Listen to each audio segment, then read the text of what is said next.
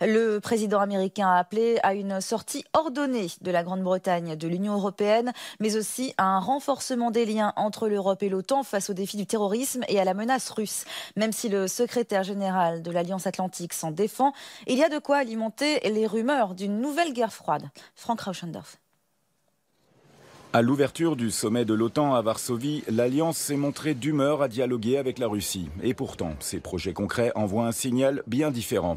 4000 soldats seront stationnés en Pologne et dans les pays baltes. Même si la guerre froide appartient officiellement au passé, le rapport entre l'Alliance nord-atlantique et la Fédération de Russie reste empreint de méfiance. On constate d'ores et déjà de profondes crises de confiance, un retour au dilemme sécuritaire. D'un côté, on prend des mesures défensives et on s'équipe. De l'autre, on considère cette action comme agressive et comme une bonne raison de s'armer à son tour. Ce n'est ni plus ni moins qu'une spirale, une escalade de la militarisation. D'un côté comme de l'autre, on rivalise d'intimidation, chaque jour ou presque. Des chasseurs russes volent sans prévenir jusqu'aux frontières des pays de l'OTAN. Sans oublier les sanctions que les deux camps se sont appliquées. Depuis l'annexion de la péninsule de Crimée par la Russie en 2014, les États membres de l'OTAN les plus à l'est s'inquiètent pour leur sécurité. Moscou, de son côté, voit l'élargissement vers l'est de l'OTAN comme une menace et souhaite la mise en place d'une zone tampon. Bref, il reste peu de place pour des objectifs communs. Si on part du principe que dans une coopération stratégique, il faut partager les mêmes intérêts à long terme et les mêmes valeurs, effectivement, ce n'est pour l'instant pas le cas.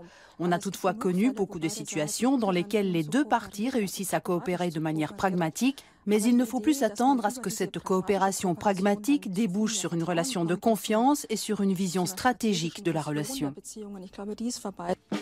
Deux représentants des deux parties se rencontreront tout de même mercredi prochain lors du Conseil OTAN-Russie à Bruxelles. La preuve d'une certaine volonté de poursuivre le dialogue entre les deux blocs.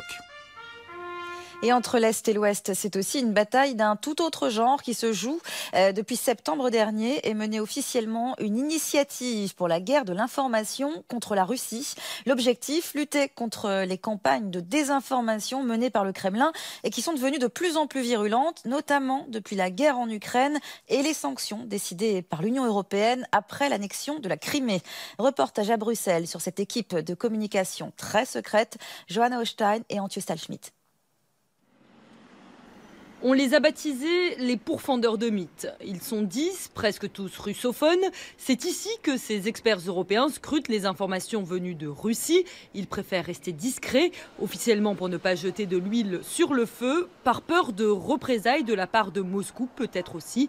Pour en savoir plus, il faut se rendre au Parlement européen où se tient une conférence sur la réponse de l'Europe aux mensonges du Kremlin. L'équipe que je dirige donne des informations sur les politiques de l'UE, essaie de les expliquer de la façon la plus sincère et la plus claire possible. On évite le jargon européen et sensibilise sur la désinformation. Notre but, c'est d'informer. Celui de la propagande est de désinformer. Une désinformation que l'Europe met en lumière chaque semaine sur les réseaux sociaux, comme sur cette vidéo. On voit qu'une photo a en fait été modifiée par les Russes pour accuser le président ukrainien du crash de l'avion de la Malaysia Airlines. Si l'Europe contre-attaque, c'est parce qu'avec la guerre en Ukraine, le discours anti-occidental du Kremlin est devenu plus virulent et que les pays d'Europe de l'Ouest ne sont plus épargnés. En Allemagne, c'est d'attaquer Mme Merkel et la politique de Merkel, parce qu'elle est la chef européenne la plus dure contre la Russie après les événements en Ukraine. Et c'est elle qui a dit les immigrés sont les bienvenus.